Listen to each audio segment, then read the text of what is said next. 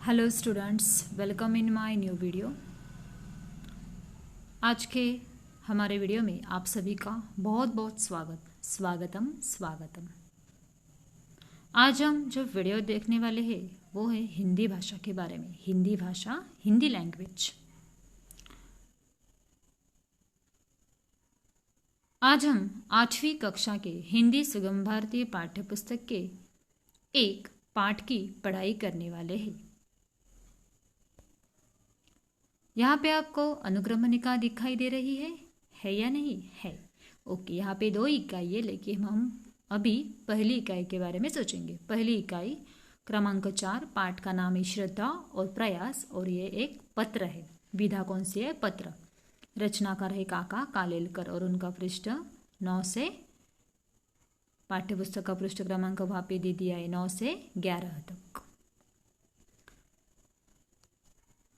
पाठ क्रमांक 4, श्रद्धा और प्रयास।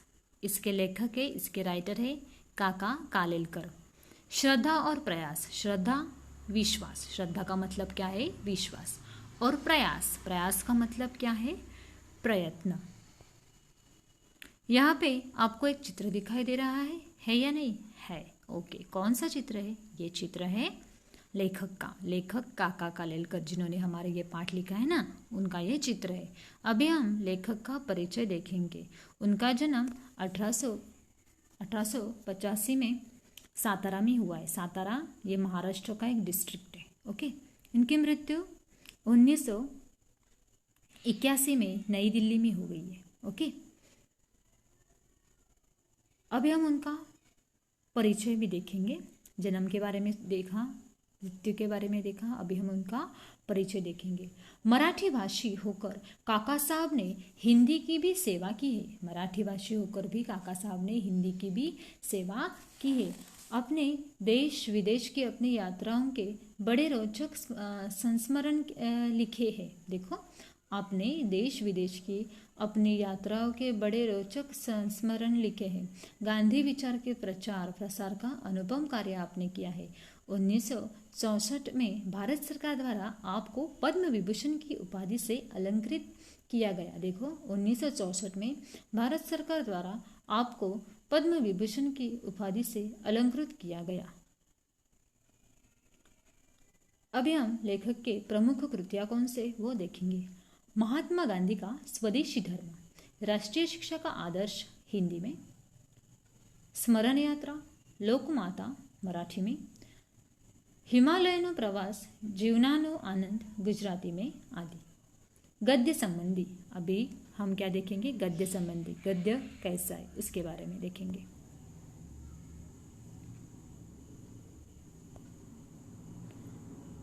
पाठ क्रमांक 4 हमारा है श्रद्धा और प्रयास। प्रस्तुत पत्र, ये क्या है? एक पत्र है, पत्र लेखन है। पत्र लेखन लेखन कला की एक लोकप्रिय विधा है।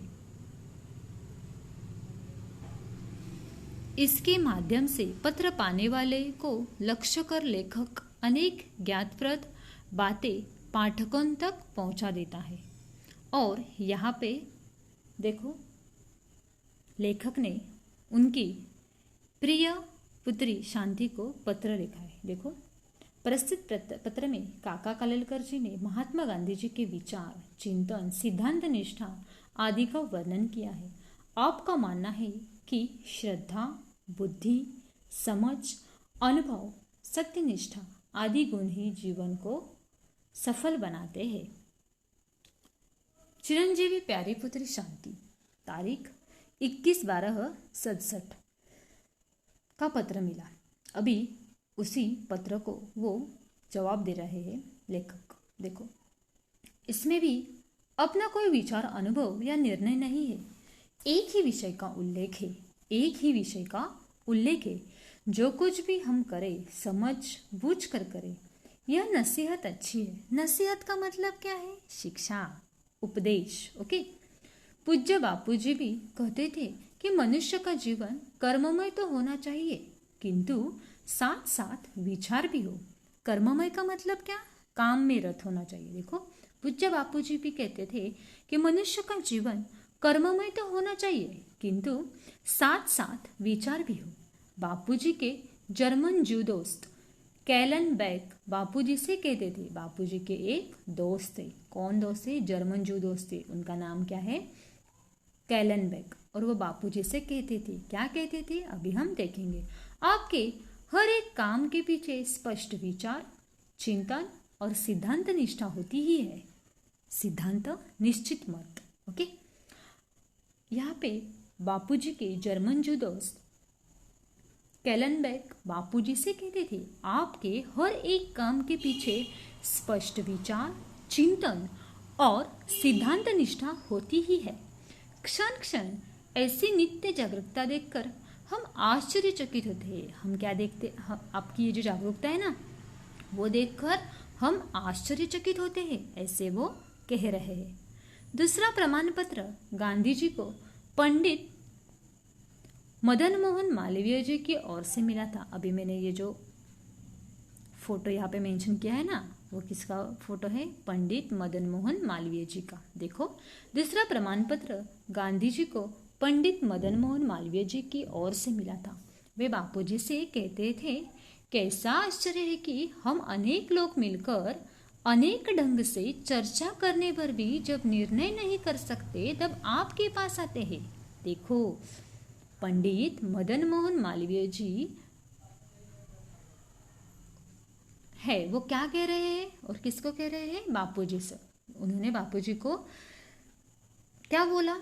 देखो, वे बापूजी से कहते थे, कैसा आश्चर्य है कि हम अनेक लोग मिलकर अनेक ढंग से चर्चा करने पर भी जब निर्णय नहीं कर सकते, जब डिसीजन नहीं कर सकते, तब आपके पास आते हैं। निर्णय का मतलब क्या है? डिसीजन। आप सबको संतोष हो ऐसा निर्णय देते हैं अथवा रास्ता सुझाते हैं। वो क्या बोल रहे हैं? आप सबको संतोष हो ऐसा निर्णय देते हैं अथवा रास्ता सुझाते हैं। यह तो ठीक, लेकिन कितनी जल्दी तुरंत निर्णय देते हैं। यह तो ठीक, लेकिन कितनी जल्दी तुरंत निर्णय देते हैं। बड़ा कौतुक होता है। पूज्य बापूजी के मुंह से ही ये बातें सुनी थी। पूज्य बापूजी सिद्धांत निष्ठ तो थे और उनके सिद्धांतों उनको अंध नहीं बनाते थे। पूज्य बापूजी सिद्धांत निष्ठ तो थे और उनके सिद्धांतों उनको अंध नहीं बनाते थे। सिद्धांत मतलब उनका जो निश्चित मत था, वो उनको कभी भी अंध नहीं बनाते थे। सिद्धांतों का निर्णय और अर्थ वे तार्किक बुद्धि से करते नहीं थे। इसलिए मैं कहता था, गांधी जी कभी भी तर्कांध नहीं थे। तुम्हारे पत्र हमेशा प्रश्नार्थक ही होते हैं, लेकिन तुम्हारे प्रश्न सुंदर ढंग से रखे जाते हैं। प्रश्न के आसपास का वायुमंडल मतलब वायु का घेरा। प्रश्न के आसपास का वायुमंडल उपस्थित करके ही प्रश्न को सजीव किया जाता है। इसीलिए प्रश्न की चर्चा करने में आनंद आता है और विचार विस्तार से लिखने की इच्छा भी होती है। श्रद्धा, बुद्धि, समझ, अनुभव, कल्पना, अभ्युपगम आदि सब बातें अपनी अपनी दृष्टि पेश करती हैं, किंतु जब हम जीवन दृष्टि को प्रधानता देते हैं तब इन सभी का आप ही आप सामंजस्य हो जाता है। देखो, श्रद्धा, बुद्धि, समझ, अनुभव, कल्पना, अभ्युपगम, इसके बारे में बोला है। देखो, श्रद्धा मतलब जैसे कि आदर, समझ जैसे कि बुद्धि, अनुभव मालूम है ना, एक्सपीरियंस, कल्पना, इमेजिनेशन। ओके, अभ्युपगम का मतलब क्या होता है? जैसे कि अंगीकारना और पास जाना। ओके, आदि सब बातें अपनी अपनी दृष्टि पेश करती है, किंतु जब हम जीवन दृष्टि को प्रधानता देते हैं तब इन सभी का आप ही आप सामंजस्य हो जाता है। ओके, बात समझ में आई? ओके, जीवन ही एक ऐसा सर्वमंगलकारी तत्व है जिसमें सब शुभ दृष्टियों का अभयदान है। देखो क्या बोला है यहाँ पे, जीवन ही एक ऐसा सर्वमंगलकारी तत्व है जिसमें सब शुभ दृष्टियों का अभयदान है। अभयदान किसमें है? जीवन ही एक ऐसा सर्वमंगलकारी तत्व है जिसमें सब शुभ दृष्टियों का अभयदान है। ओके,